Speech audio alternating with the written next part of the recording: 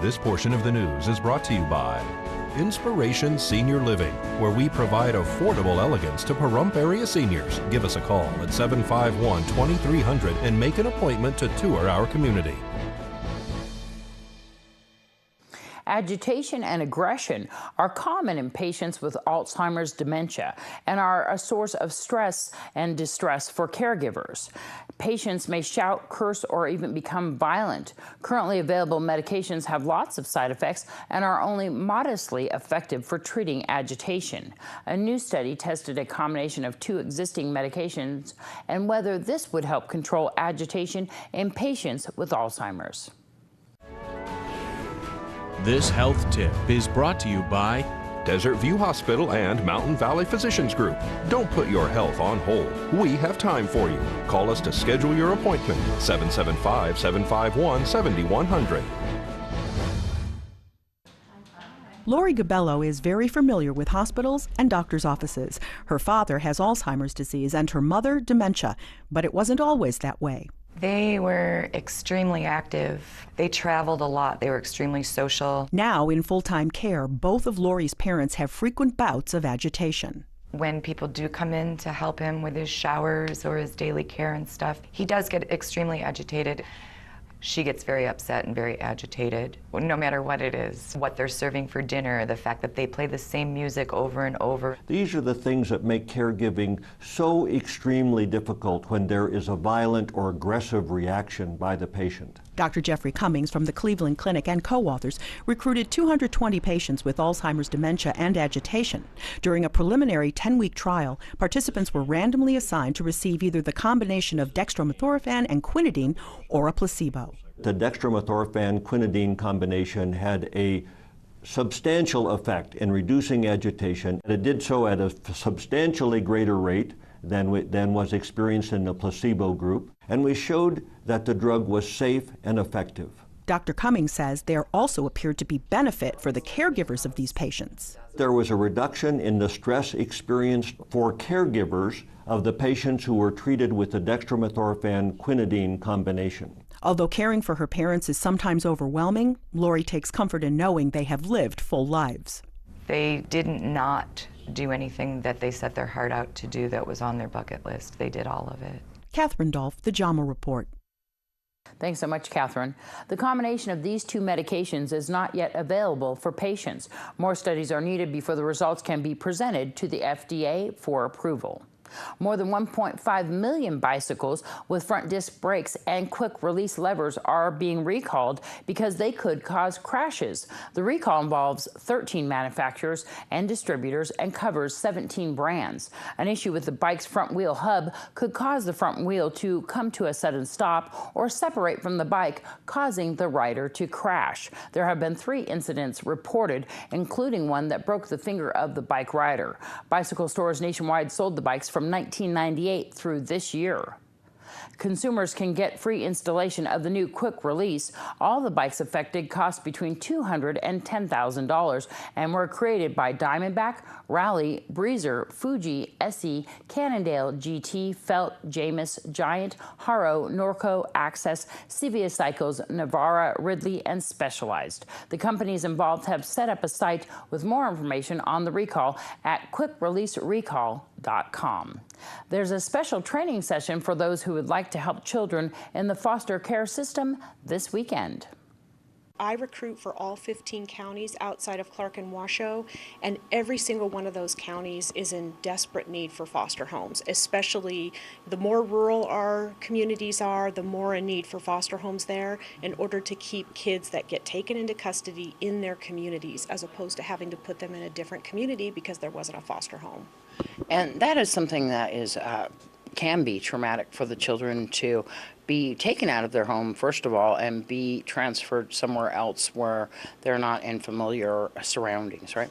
Oh, not only is it traumatic for them for what they've already been through, but then to come into foster care is traumatic. I mean, can you imagine having to be moved from the community that you know and love, your friends, your teachers, your family, and then having to be placed potentially 100 miles away, or if not more, into a different home of total strangers already. I mean, it's very traumatic for these kids to have to go through that process. So we need homes in every community so that these kids can stay in their communities and thrive, do well, and be reunified with their families. So you're looking for people who would like to provide a community service, help out these children, a loving home, somebody who's really looking for something that they can do to give to these children. How do people qualify? How do they get involved?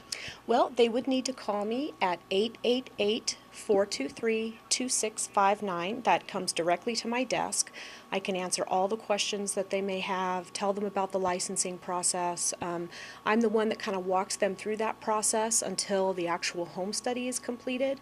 So I can give them a lot of information about, what's required, because I think there's a lot of misinformation out there about what we require of people to be licensed. So can anybody be a foster parent? Of course, anybody can be a foster parent. You do have to be 21 years old, though. But there is no age cap. I have people that talk to me all the time and say, I'm too old to foster. And I kind of laugh because we have foster families that are, well into their 80s. So as long as you are physically capable of caring for the age range of child that you want to be licensed for, then you are perfectly capable of being an excellent foster parent. Minister Jesse Osborne spoke to News 46 recently about his church. It's called First Second Church of Pahrump, Nevada. Where's it located? It's located on Homestead and Game Bird. All right, and you have regular church services, but you also have an evangelistic program. Tell me about that. Yes, we have an ongoing evangelism program, which consists of 8 classes that one needs to attend to graduate and be certified on the National Baptist Association out of Memphis, Tennessee, under their Christian Education Department. You have some graduates. It's going to be happening soon, right? Yes, October the 25th. We're going to graduate our first evangelism class, which we are very excited about it. And we are inviting as many churches as we possibly can to come out and celebrate with us this great event of our students graduating from evangelism at Second Baptist Church. How many graduates? We're going to have about 15 graduates. Wow. So everybody can take these classes, right? The classes are open to the community. What's the graduation going to be like? The graduation is going to consist of a message from our senior pastor out of Second Baptist Church in Las Vegas. And then there will be other events taken around that. And then the graduates will march and receive their certificates, which we are very excited about. So can you tell me about the regular church services? The church services, Sunday school starts at 10. Our regular worship service starts at about roughly 11:15. We also have on Tuesday evenings, we have worship and praise, which consists of testimonies, it consists of Bible study, and after which we go into our evangelism classes. And what day is the evangelism graduation taking place and time? Sunday, October 25th at the Artesian Clubhouse at 6601 Fox Street here in the city of Pahrump. Wonderful. What time? 3 p.m. Wonderful. So everybody can come on down to the Artesia Clubhouse there on Fox Lane and find out all about the evangelism graduates, about the class, about your church. Right. Also, they can stop on by for any of the services? Yes, they can. We welcome visitors.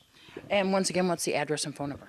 The address and phone number I'll give you, I'll read them off to you so that I can get them correctly for you. The phone number for the church is 775-537-1587, and we are located at 1651 Homestead Road. When News 46 returns, we're going to tell you about an upcoming plant sale.